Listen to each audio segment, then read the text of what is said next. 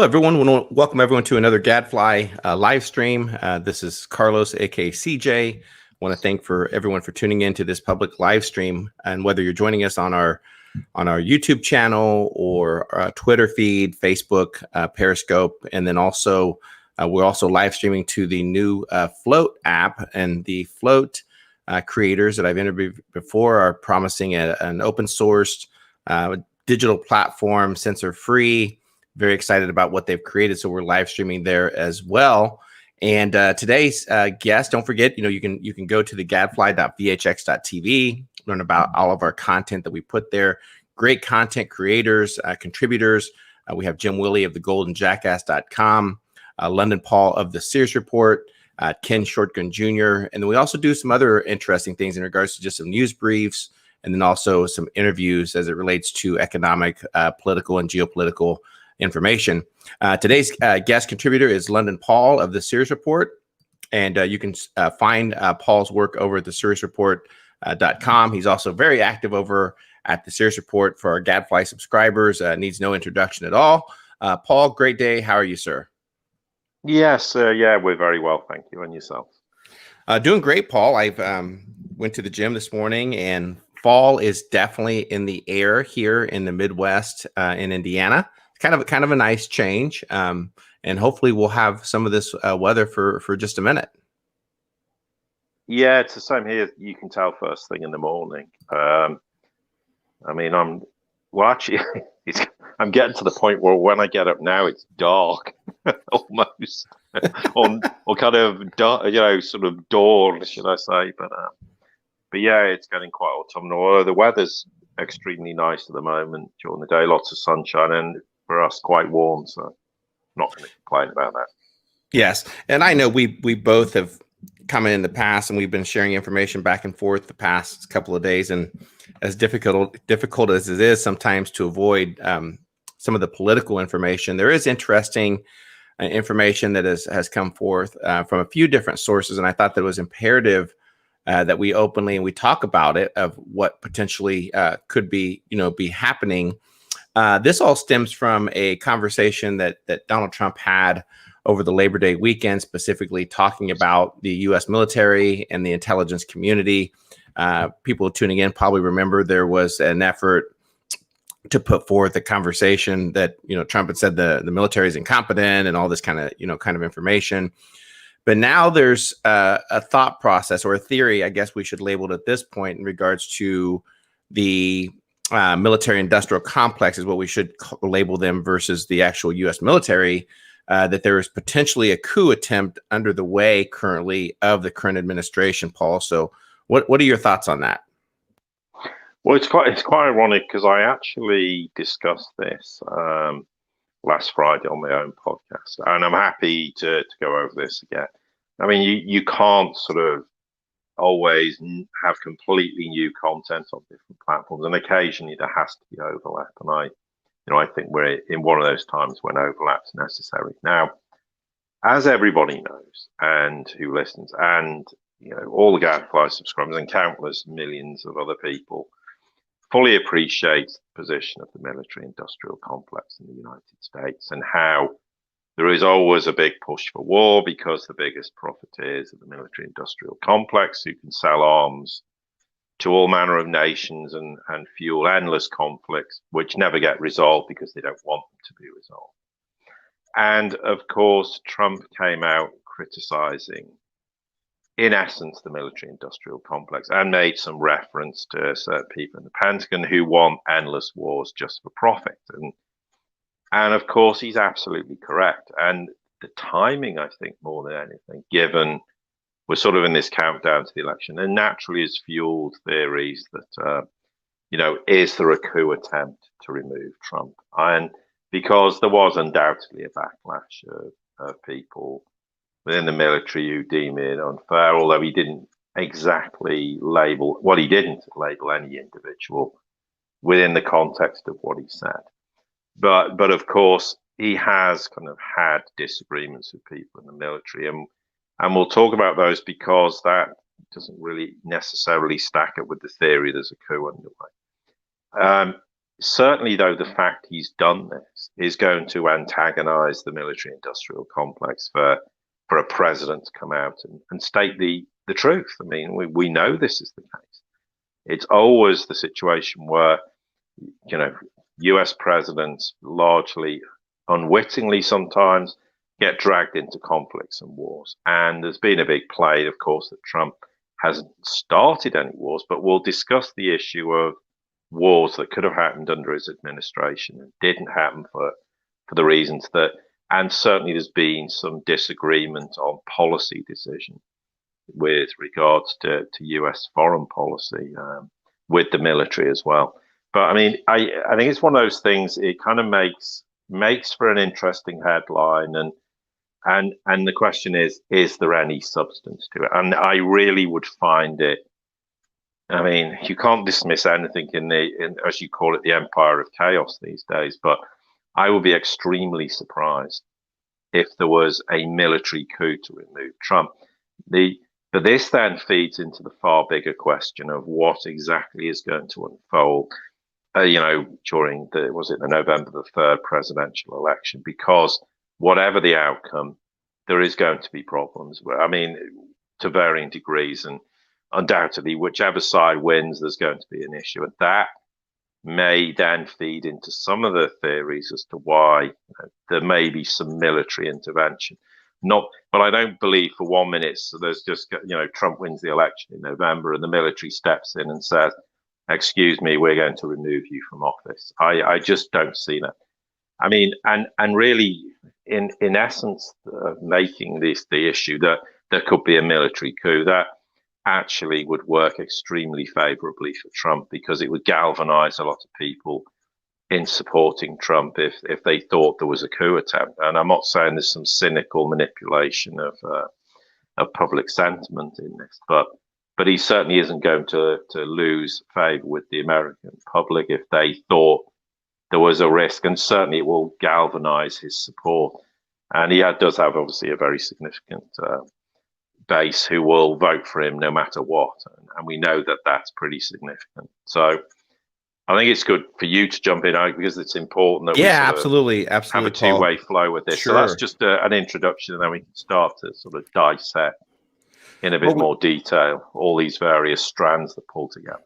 Yeah, we hear this it seems like repeatedly through different election cycles. I distinctively remember through the Obama era that that Obama wasn't going to leave office, that there was going to be martial law declared to keep Obama in office. He was going to go for a third term. So we always hear these thought processes that it relates to election. Now, what I foresee happening is I do see quite a bit of potentially disruptions, confusion, a little disorder as it relates to the upcoming election cycle. I think that to not realize that or anticipate that, I think would be naive.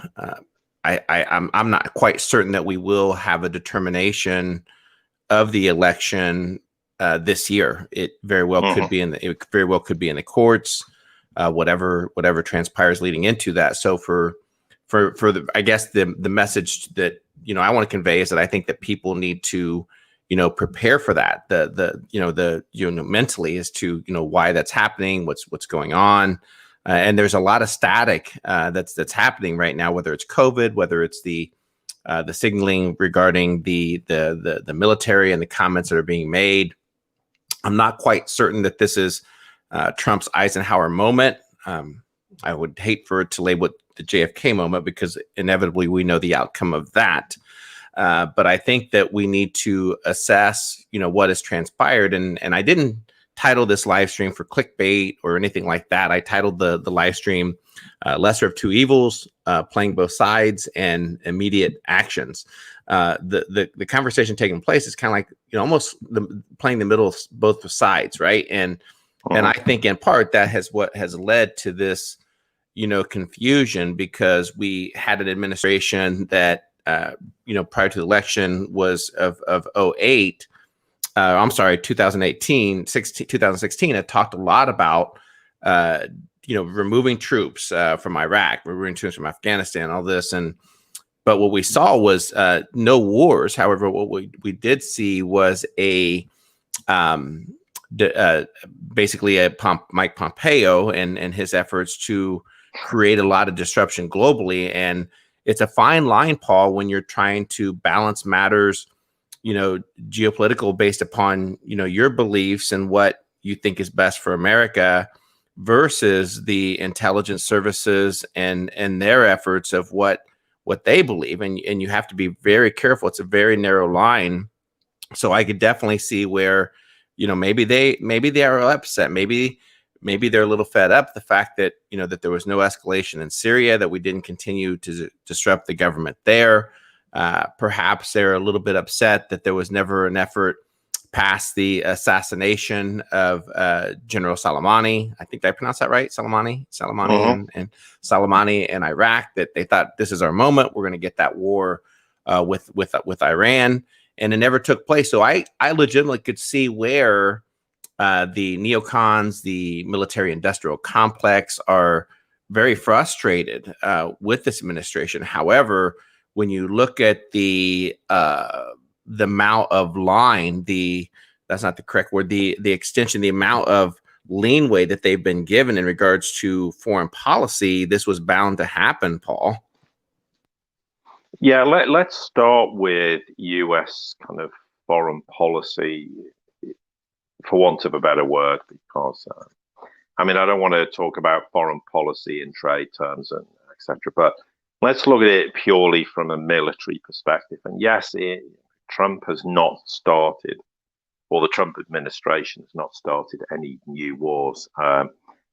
And undoubtedly, yes, I think we have to differentiate the military, or the vast bulk of the military, from the military-industrial complex and the hardcore so-called neocons who seem to have a thirst for war and conflict wherever possible. Now, with regards to US foreign policy, there was definitely an intention to launch preemptive strikes on North Korea until the Chinese and the Russians warned the United States of the consequences. That will sink your entire fleet in the South China Sea and et cetera, and they backed away from that. Trump, by their own admission, was literally minutes from launching a missile strike on Iran, and then pulled out at the last minute once again because the Russians warned them of the consequences of doing this. Now, whilst they didn't actually do this, there was serious intent. Now, if they had launched a missile strike on Iran and a war erupted, that probably would have been the most devastating war in the Middle East, well, in history, given the consequences of where it could have ended up and how, I'm not saying it would have necessarily started World War III, but it certainly would have been a huge military escalation. So whether you attribute that to Trump or don't attribute it to Trump, it's in his administration. So if we're going to give Trump credit for the good things because he's the president, you have to give him, equally you have to criticize him for poor decisions or extremely bad decisions they've made, or even decisions they backed out of. But I can't believe they decided to go into North Korea and Trump at first wasn't in agreement. I don't doubt with regards to Iran that he backed out at the last minute, and I think he was probably responsible for that. For that, we give him enormous credit. But equally, he wanted the US military to invade Venezuela and, have a military naval blockade, etc. And the US military told him in no uncertain terms that is never going to happen. So again, he's in conflict with the military there. He's probably, he was in conflict with the military in Syria when, after the complete sort of chemical weapons debacle, excuse me, the US went and launched missile strikes on Syria. Mattis told him he should never have done it. So yes, he's in conflict with the military in that regard. Now, and I think there's legitimate reasons why, yes, they should never have done that in Syria. And thank goodness they didn't try to do an invasion of Venezuela. But U.S. foreign policy is, they've kept funding the ongoing war in Ukraine, in the Donbass, that most of the world seems to have forgotten exists. Then you move on to Belarus. The US is most certainly involved with Ukrainian intelligence in trying to stoke up a color revolution in Belarus. But there was also some sort of vague mutterings about Romania at one time. Well, that failed. Not sure exactly what's going on in Bulgaria at the moment. But there's obviously attempts to have regime change in Cuba, which is no surprise. Certainly in Iran and Nicaragua, and the list goes on. So whilst we can say no wars were actually new wars were started, there isn't been any really de-escalation of the US. I mean, removing some forces out of a country isn't the US de-escalating. If the US was de-escalating, they'd leave Syria in totality. And actually, in fact, they've carried on arming ISIS and arming, the extremists in the war in Syria. Trump even admitted only a few days ago they considered the assassination of Assad. I mean, so whilst you may not have actually done something, there was enough intent within the military, within the administration, to undertake all manner of wars. If they'd actually done them, they probably would have been deemed the administration that started the most wars in modern history. So, I mean, and also we don't know what the consequences would have been if they had done so in Iran or North Korea, as two obvious examples. So yes, there's certainly friction between the military and Trump. And of course, when we say the military, you have to be careful, because really I think there's 3 or maybe 4 arms to that whole process. There's the Pentagon, the real sort of bread and butter of the military, who don't want wars everywhere. They go and do what they're told to do because that's their job.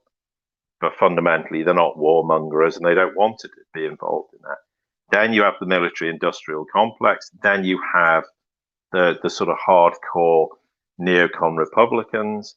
And then I think undoubtedly within the military, there are some fringes of the military who are very sort of amenable to the idea of going to war. But I don't think they're by any means anywhere near a majority. In fact, they're probably very, very small percentages of the military. So there are a lot of competing elements within this. And then, of course, Trump sits on top of this in terms of the military. Now, I think that is to try and say, yeah, no wars, but there was an awful lot of intent. Now, if you look at events in the US, I mean, without a doubt, Trump had the idea of wanting to implement the Insurrection Act when there was all these protests and have these crackdowns. And the military were like, hang on, we're not very comfortable about this. We don't really like the idea that you want us to do this. And in fact, despite everything that was going on, you tend to have to agree with that philosophy, that in fact it probably wasn't the greatest idea in the world to get the military involved on the streets. I think it would have escalated the problem, not de-escalated it. So again, there's some friction points there with the military. Does this mean, and yes, undoubtedly there are elements in the military who do see Trump as dangerous. They think he's unpredictable. And okay, does that mean, and there was some comment about the fact that at some point, we may have to take action. Now, what does that actually mean? That doesn't necessarily mean they want to remove him from office. Taking action might be that they actually become insubordinate and refuse to undertake an action which could result in major global conflict, for an example.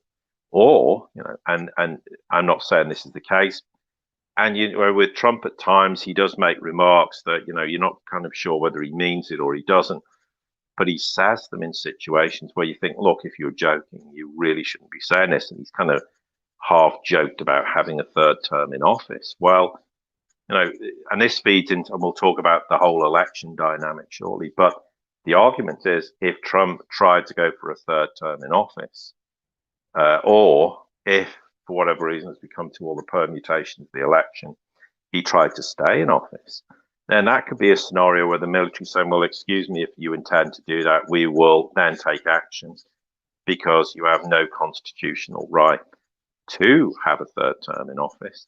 And also, of course, here's the principle is that if you actually lost the election, whether you agree or disagree with the result and refuse to leave office, then we may have to take action. And there's an argument that says, well, actually, they'd be within their right to do it. And there's people who'll go, well, I don't agree.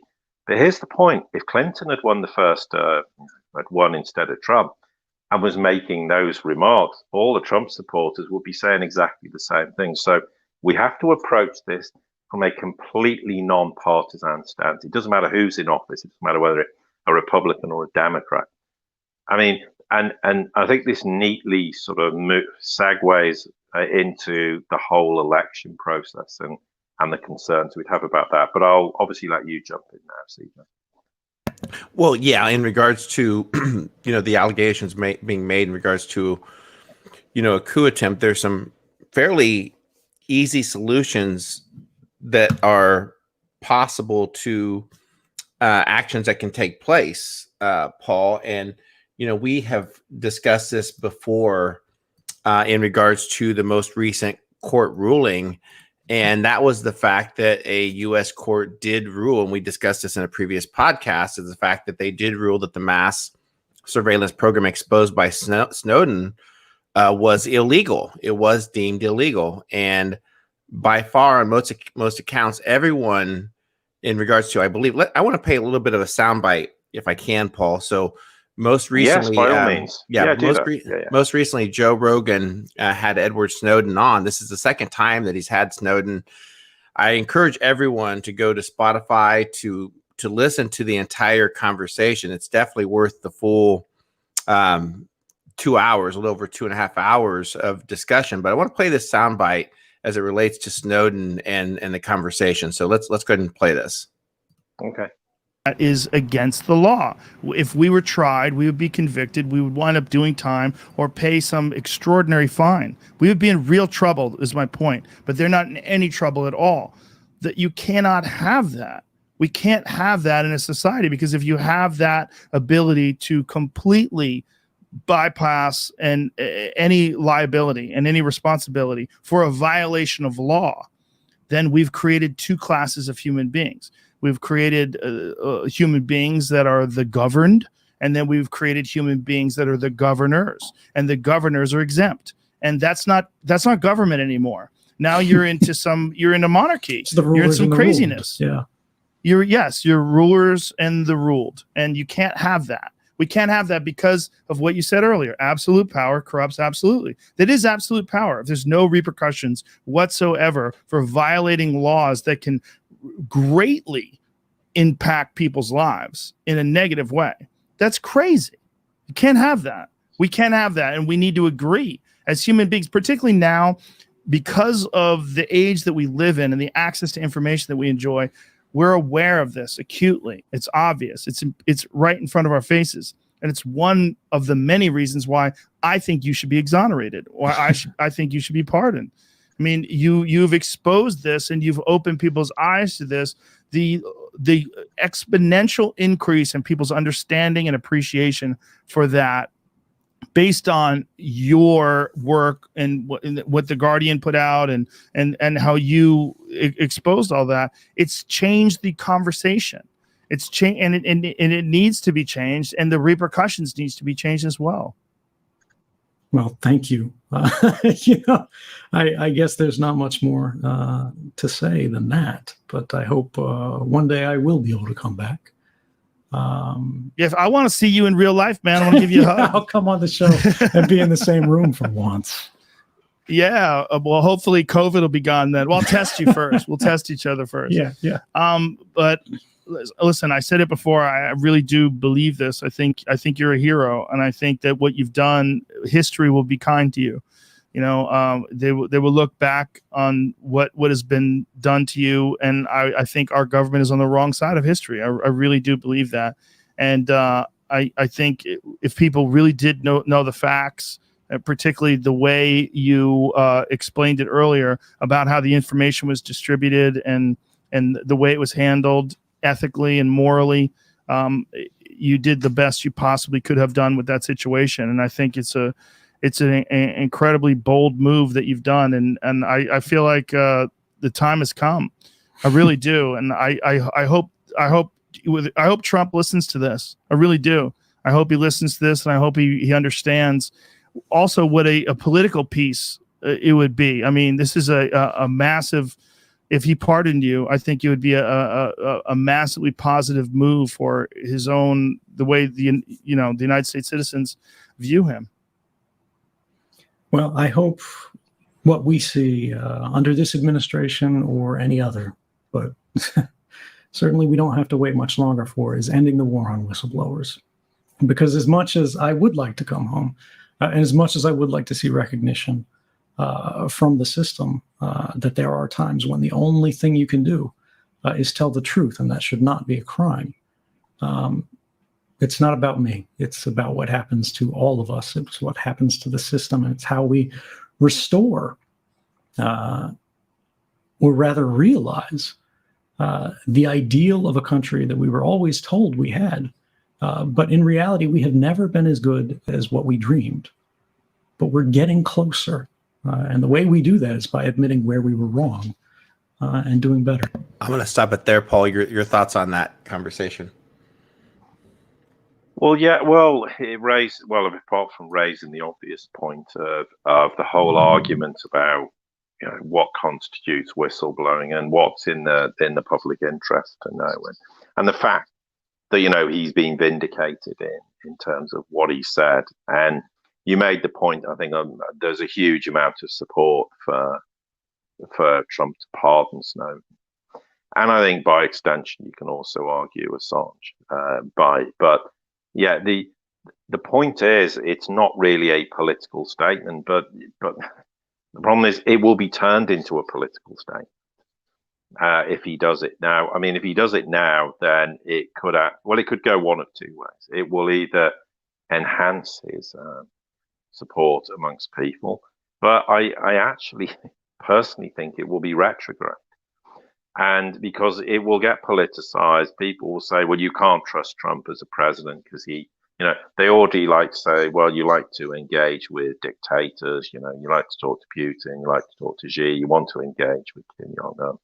And, oh yeah, but by the way, you're going to pardon a traitor. And it will get completely twisted and distorted. So, I hate to be political because I hate politics, but if you were sat there and in Trump's case, then it could go one of two ways. It could be a major election boost to him, but actually I think it might be detrimental if he does it after the election, or but then he might not be president, for argument's sake. So therefore, the question is, does that even become a reality then?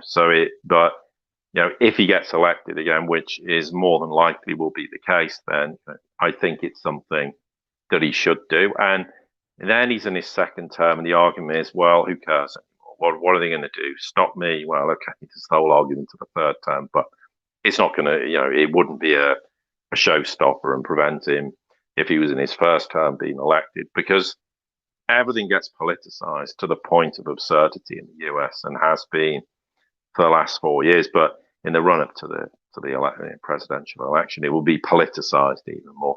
And you can guarantee there'll be some way to try and discredit Trump. Now, the question is, there's always those swing voters in the middle.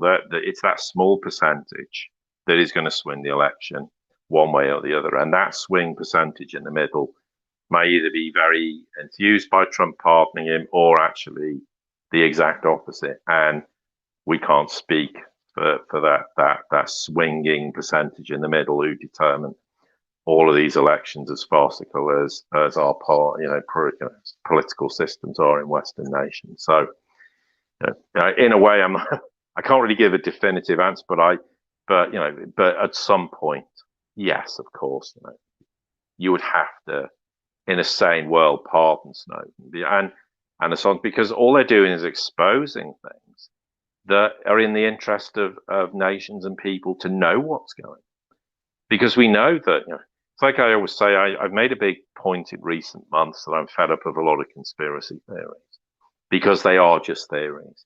But there is an enormous body of conspiracy which there's a world of difference. Conspiracy for me is proven, and these kind of things are proven, and it is in the public interest to know the corruption that goes on inside governments across the world, and the Western world is very sanctimonious about this, and we know that Western governments are involved in all manner of things, and it is in the public interest that this is exposed so people see the reality of not only the illusion of the political system they're voting for, but also the illusion and this sanctimonious behavior where they like to accuse other nations of precisely the thing that they're guilty of themselves.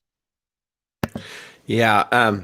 My thought process, Paul, is that, there's so many times that there's a perceived enemy with this administration. Time and time after again, it's the media, it's whatever boogeyman is around the corner. And in this instance, there is Trump and the thought process that the intelligence services, the military industrial complex are planning a coup attempt. So in my opinion, I think in this situation, and I believe I can't state the poll that was taken in regards to Snowden, but the poll results were that 90% of the people that the poll was taken, I can't remember if it was a Twitter poll, supported the pardon of Snowden.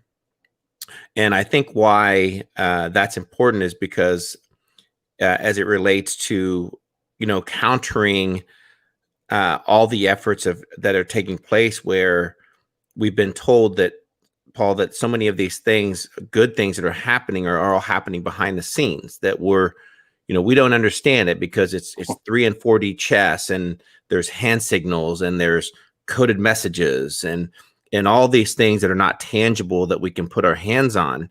And that's not how I process information. I process things differently.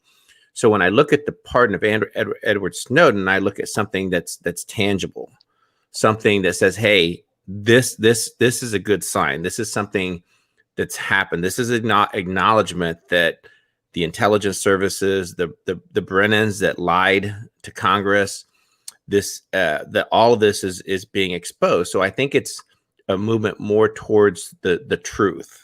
And I think that America has to reconcile with that at some point. I don't think that we can move forward as a country until we reconcile the truth of what's taken place. And I couldn't agree more in regards to Joe's statement that regarding that, we have basically a two-class system in America. Those like myself and most of the people that I know are held to one standard of rules and laws, but yet these corporations, these criminal activities that are taking place at the federal level, the banks are held to a different standard.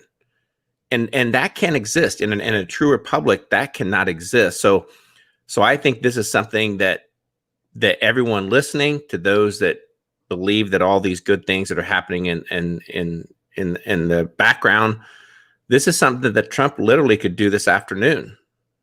He could, by executive order, pardon Edward Snowden.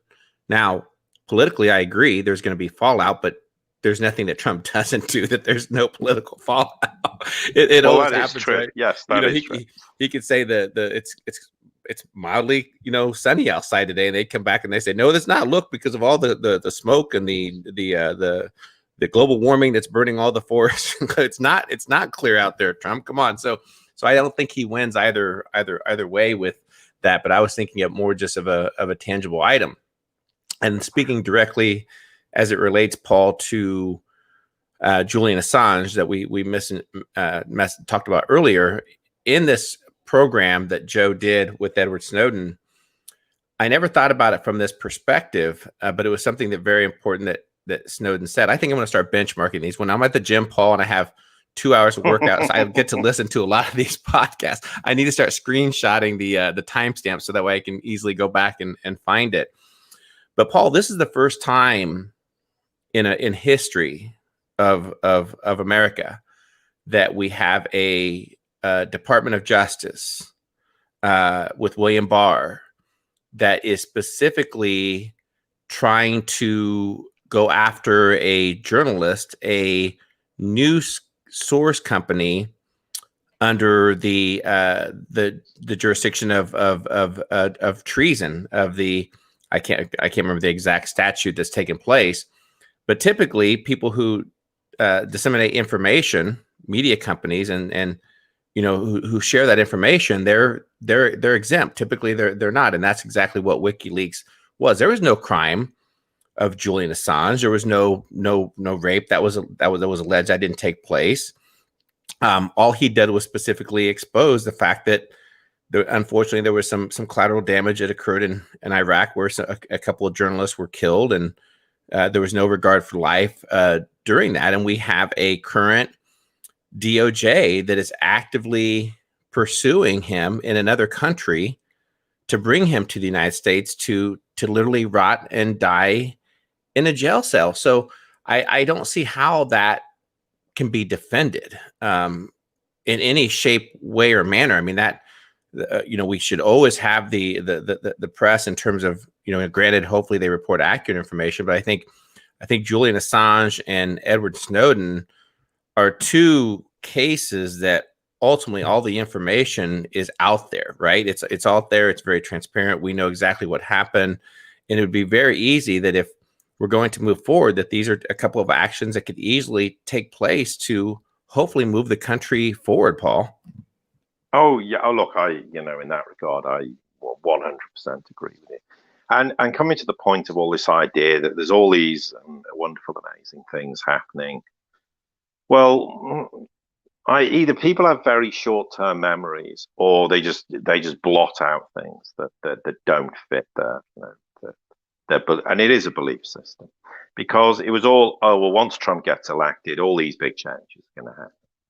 And then Trump got elected, and then, well, it's going to happen after the midterms.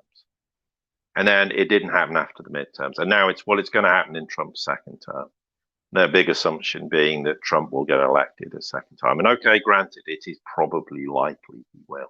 Although there are quite a number of factors we've discussed previously where that may not indeed be the case. I mean, economic collapse is one thing, although, as we've said, and I've said this with Ken, the Fed seems to be doing everything to prevent an imminent economic collapse, so therefore it's very difficult to see Trump losing, but you just can never say what the outcome is going to be.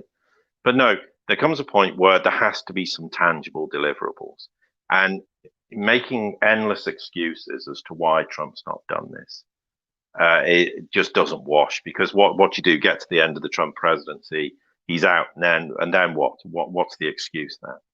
Oh, what's the justification? This is just really, I'm sorry to say, and we've said this before, I've said it from day one, there's no substance to this. And we've had 3 years of it, and nothing's come to pass. So, there comes a point where you have to, no matter how diehard you are in believing this, you have to start to take or start to question at least your belief in something. And it is only a belief system. It's all a belief. And you're right, something like Snowden and Assange would be a tangible step in the right direction.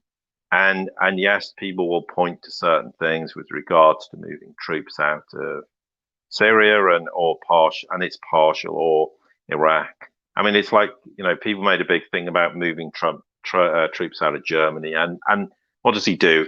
Puts half them in Poland, which is far more of an aggressive overture to Russia than leaving them in Germany.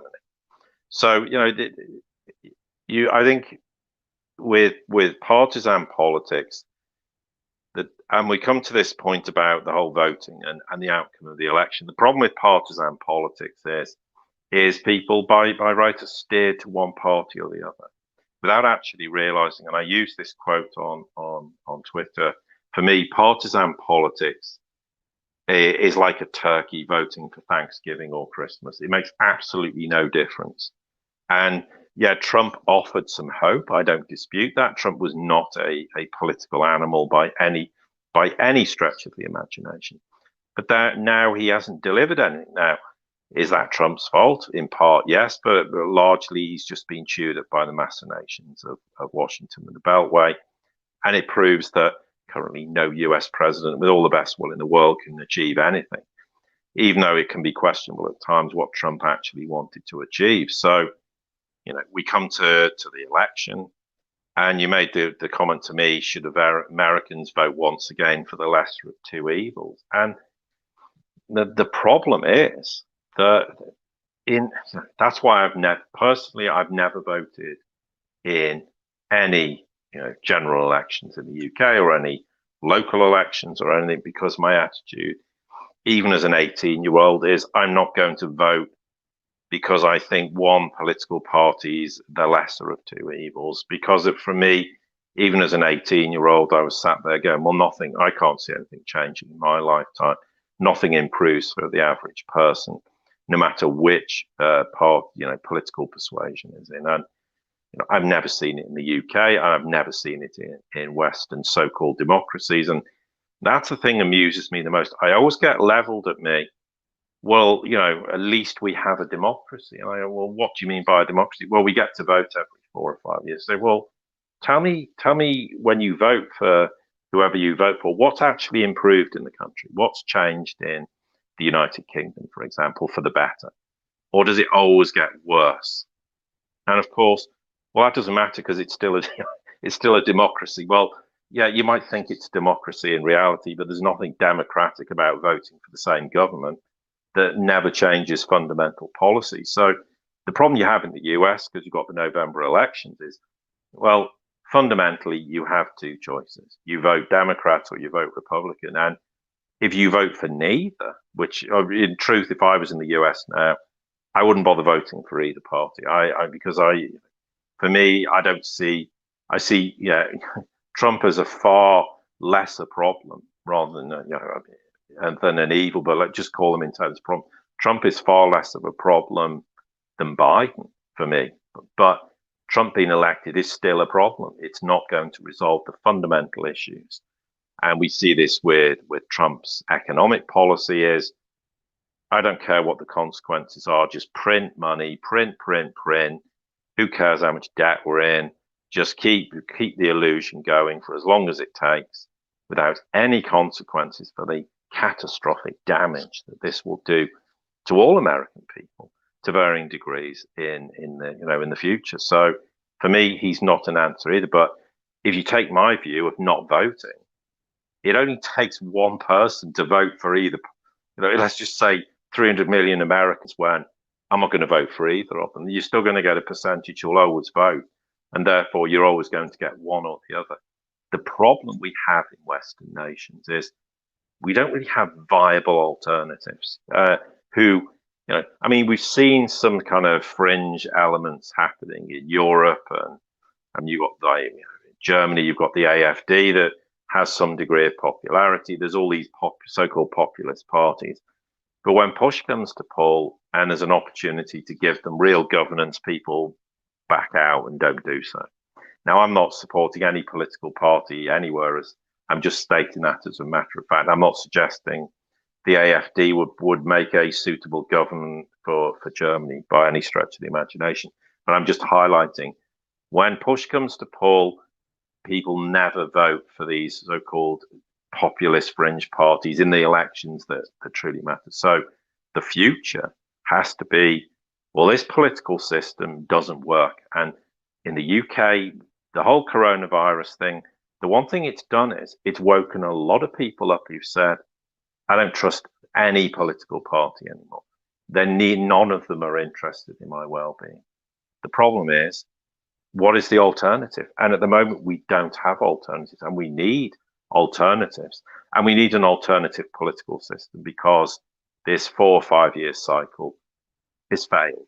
I mean, I was talking to someone only yesterday about this, and I said, given what is coming economically, financially, geopolitically, and I have to be careful I always say this because I don't literally mean a wartime government, but we almost need a completely non-partisan government that actually takes the people who should be governing countries, puts them in a kind of war cabinet, for want of a better word, and guides nations, Western nations, for the next decade through what actually needs to be done. Because the political system, if you keep it in place, is just going to chew each other up go through this whole kabuki theatre for the next 4 or 5 years, do absolutely nothing, while America burns, the UK burns, and every other Western nation. But that political system's failed. But it is, I mean, I wouldn't vote for the lesser of two evils or the less, extreme political party in terms of Trump or Biden. But the problem is you're going to end up with Trump or Biden, and until there's viable alternatives. And then how does that even work? Because we know that political systems are geared around lobbyists who pump huge amounts of money. And, with all the best will in the world, CJ, you could form a political party with some great minds in America, and you could have the most wonderful economic policy and education policy, healthcare, and you could produce a manifesto that would stand to any critique. But if you don't have that enormous financial backing, you're never going to get elected. And that's why fundamentally we have these enormous challenges in our political system. And until they've gone, we won't see tangible progress in Western nations.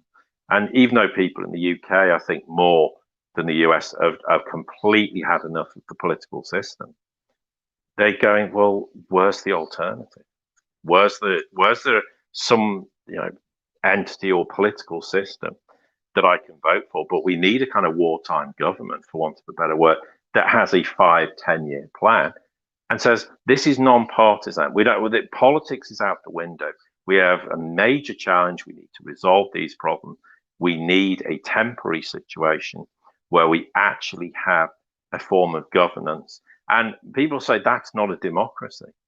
And yes, and I can understand why they would think it's not a democracy. But what they're not realizing is the thing they call democracy and they believe in has failed them. And maybe it needs the complete collapse of the economic system, the financial system. Their whole society has to collapse before they turn around and go, hang on, this system's failed. Now we do need something. And it's not a long-term solution, but you need an interim solution that brings stability to Western nations. And the political 4 or 5 year cycle is never going to achieve that. You don't matter who you vote for, it will never, ever succeed. And anyone who keeps believing in this system is fooling themselves into believing it. And I don't mean that disrespectfully, but the current system in the US is never going to solve the long-term 10, 20, 30-year plan the US needs to dig itself out this hole that it's in and is consuming it, and to make America the nation that all Americans want. And until that changes, it won't happen. Yeah, it's a very fascinating and interesting conversation for sure, Paul. I guess where I've arrived at this moment in regards to elections and everything is that you look back through history, and history will tell us that for the most part that we have voted that the two parties, Democratic and Republican, have held every election as far as president since 1852. And the fact that that's been, controlled by Congress since 1856, either party. And I would ask, where we have arrived, where are we with the current system? In my personal belief, I think it's a system that's outdated. It's ridiculous to think that through the diversity of thought, the diversity of opinion, not just diversity as it relates to background or ethnicity, but the diversity of ideas that we're asked at the end of the day to take those vast amount of opinions and diversity and to dwindle that down into two systems. It's ridiculous to think about it from that perspective. The $1 million question is how do we get more people to understand and to think like that? And I think until we stop treating our politicians like we do our sports teams, where we want our team to win, and we celebrate those individuals more than we do the collective ideas, it's challenging. I hope someday that we can arrive at that moment too. I've used the word disrupt to describe what I think needs to take place, or maybe decentralize is a better word in terms of decentralizing the federal government. Those are some things that I believe. Now, in regards to are you morally obligated to vote for the lesser of two evils? And I've heard a great debate about this. One of my friends I interviewed before, Jeff Berwick, the Dollar Vigilante. I had the privilege of being at Freedom Fest in Las Vegas, and he had a debate with Mark. Gosh darn, I forgot Mark's last name. He's the founder of the Freedom Fest, but they had a debate in regards to voting, and I think for the most part we could argue that we have been doing that up to this point. We have been voting for the lesser of two evils. That, hey, I think formally identify more with this person, this and that, and I think what resonated with me was the fact that I think in terms of voting, and when you vote for the lesser of two evils, I think therefore that once the election is taken place and is done, I think that you kind of lose the ability to not accept or to reject or complain about it, because you participated in the current system. That if the current system deems that it's Republican and Democrat, and you say, you know what, gosh darn, I hate to vote for this person, but there's no one else, I would argue more that we have to go find those candidates. We have to recruit those people. We have to go find those individuals, say, hey, please be brave enough to run unaffiliated and do this for America, for our republic, and even other countries. I think this resonates in other places, that if those leaders that you look at are running and they're not there, you have to go recruit them, go find them in your communities, your area, because maybe they're not thinking about it, but we need them to. And we have a leadership vacuum in our country, in the United States. We have a leadership vacuum. So I think in regards to that moral dilemma of voting for the lesser of two evils, I think fine. It's completely up to you. It's your decision to do so.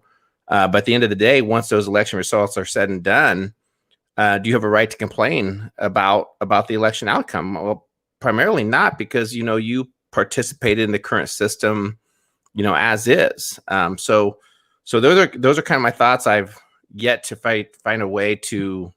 I will tell you this. I think that the conversation that we're having today, Paul, I think there's a lot of people that are thinking along the same lines as to how do we find the solutions. And I think that's why I'm a huge advocate for what Joe Rogan is attempting to do, on his platform. And he's really challenging the status quo in terms of getting ideas out there and putting them in long form, that we can debate these ideas and have these discussions in 2 or 3 4-hour type discussions, and really be able to disagree but yet still openly debate these topics. And that's what in large parts what's missing in today's culture. We are more or less that, hey, I'm gonna block you, I'm gonna unfriend you, I'm gonna deplatform you, I'm gonna cancel you. That's the type of culture that we're breeding, and it's very dangerous. It's very reckless not to be able to debate ideas and collectively come together and say, hey, well, we don't agree on this and that, but we need to form this. Look at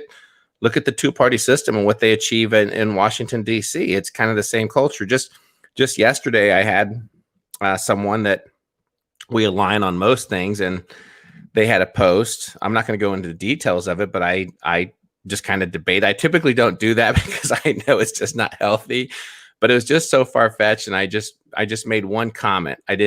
No personal attacks, no nothing, just stated a fact. And long story short, they were like, well, I have 35 other people waiting to be, friends with me, so I'm going to do you a favor and just go ahead and remove you right now. And that's the culture. That's where we have arrived, and we have to stop that. We have to find ways of openly debating, and we can do that, and we can achieve great things because of that.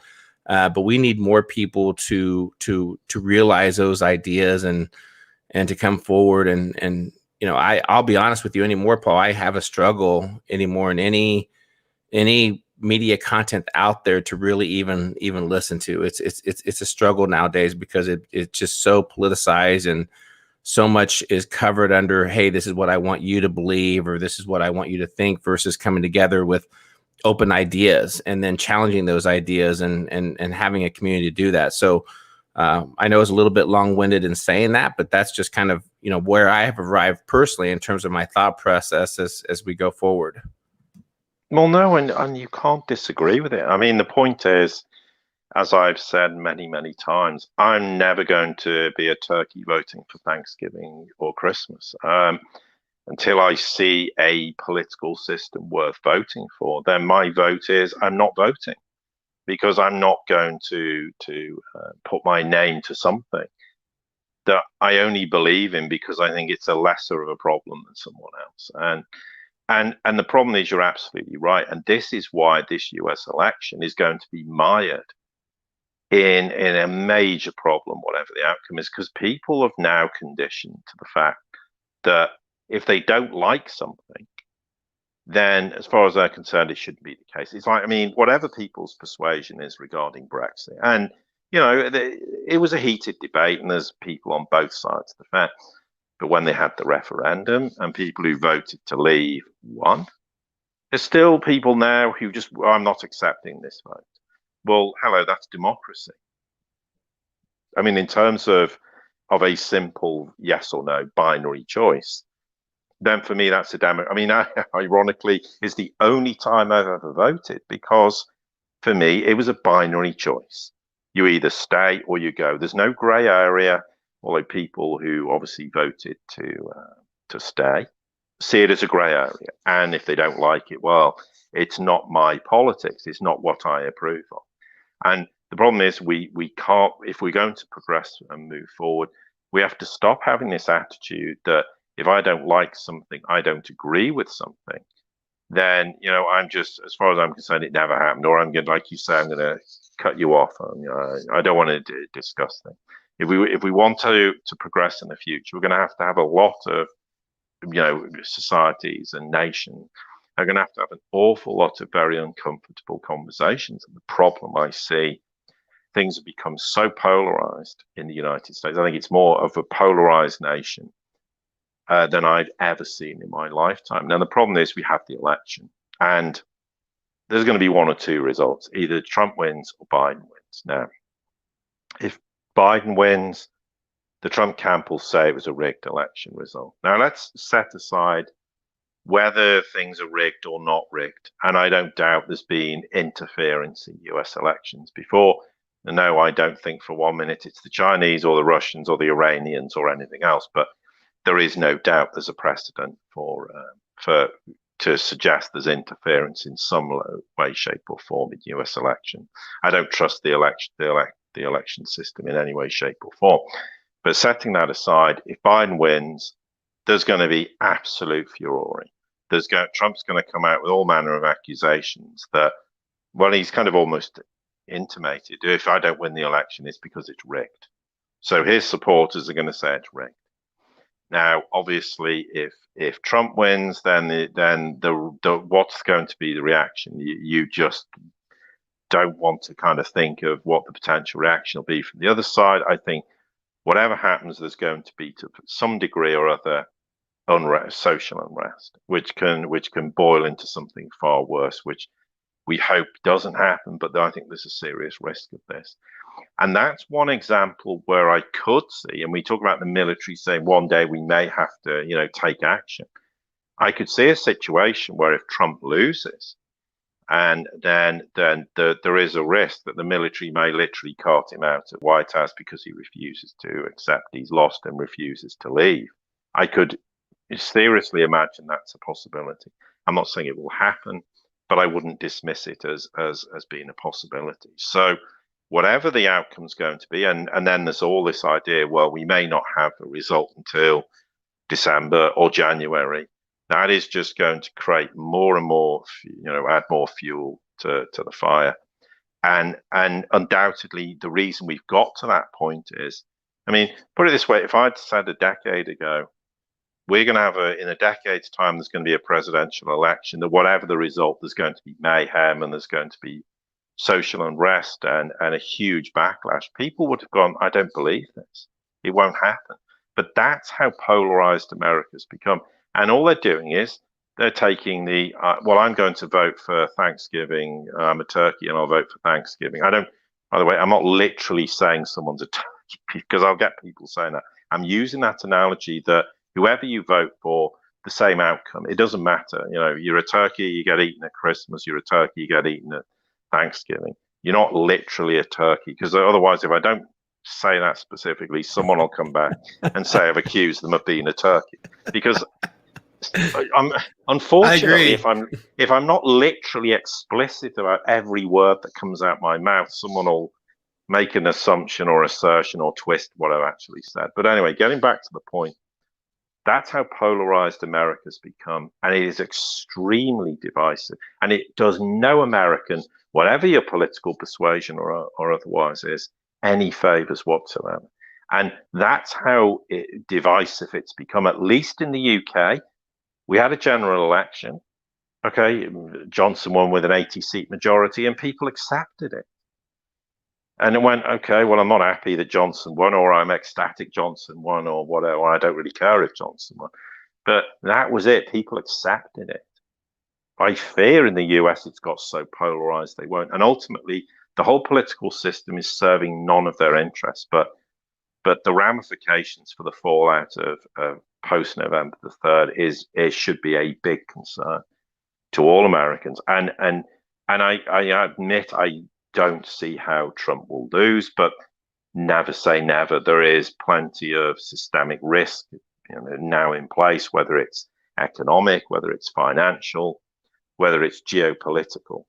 And the problem is, I think at the moment we're trying to see where Trump will do everything to convince people, he should be the president. I mean, it's like tagging onto this whole farcical Middle East peace thing where all these nations are apparently signing all these peace deals with Israel, and Trump stood there trying to just grab a piece of the pie because it looks great for his presidential credentials, rather than the fact that the whole thing's just farcical and frankly totally meaningless, and is not actually achieving anything in terms of resolving the myriad of problems that exist in the Middle East. But this is just, I mean, that's been a political animal as much as anyone else would be. And I'm not saying he's wrong in doing it from his perspective because he wants to win an election.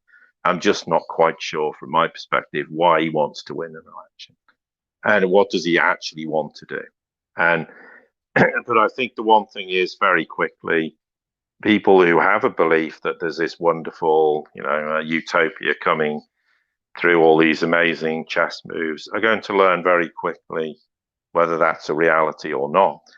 But the problem is, I fear if you had 4 more years of Trump, even when Trump's gone and nothing happened, they'd still want to believe it. Because they think, well, the next person who's coming along who may get elected, if it's a Republican, I'll just latch on, they're going to do it. But I think it's more people are just desperate to believe that something's going to happen. Well, here's the point. The only way things are going to change in the US or the UK is when you, the people, you want change. You actually say, I'm not putting up with this anymore. We need a political system, a constitution. Constitution's failed America.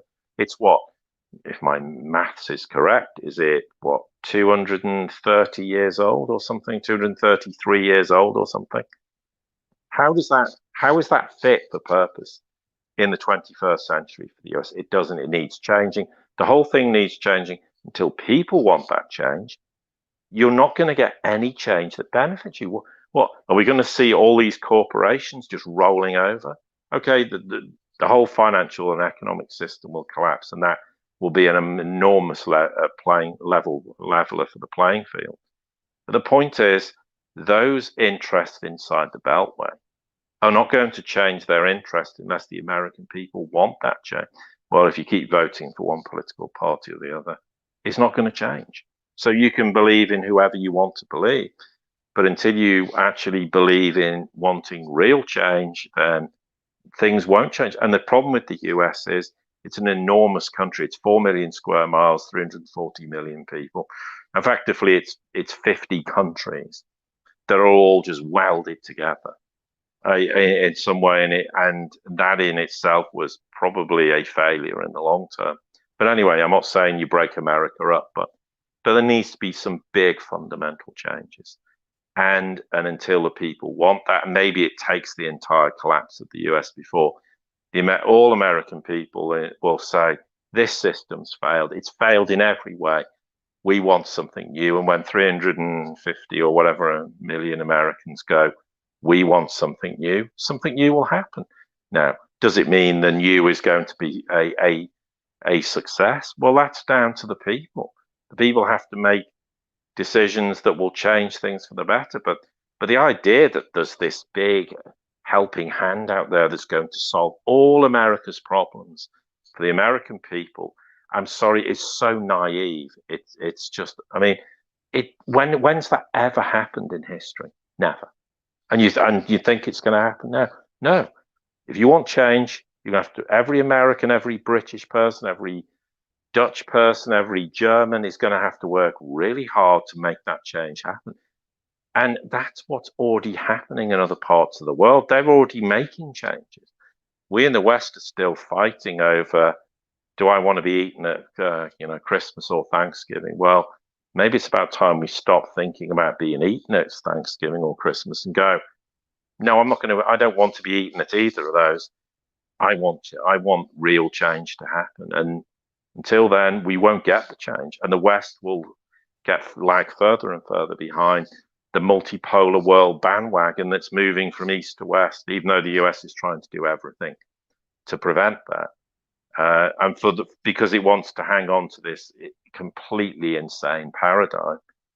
And why would you want to vote for a paradigm that's failed the entire nation? That's the part I never understood. I used to look at UK politics and go, why do people keep voting for something that's failing them totally? Why would you want? And then 5 years later, you think, no, I'll vote for the other side, or no, they'll keep doing. They'll sort the problem out.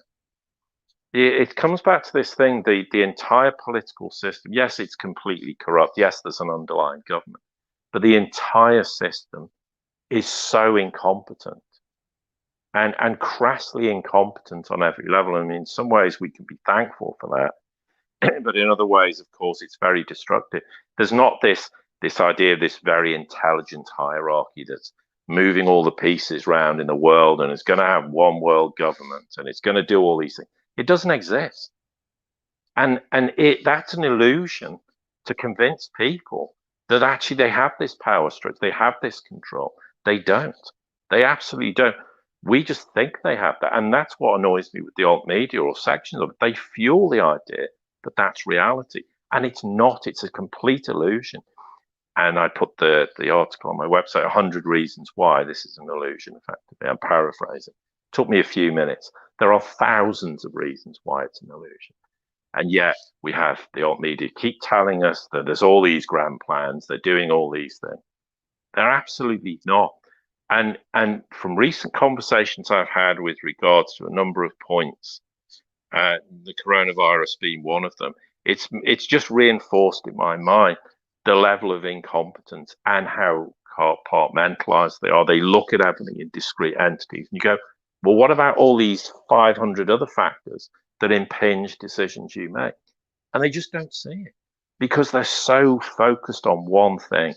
And then people go, well, that's a nefarious plan. It's not nefarious. They're just simply incompetent. And their actions look nefarious because people go, hang on, surely my government can't be that incompetent.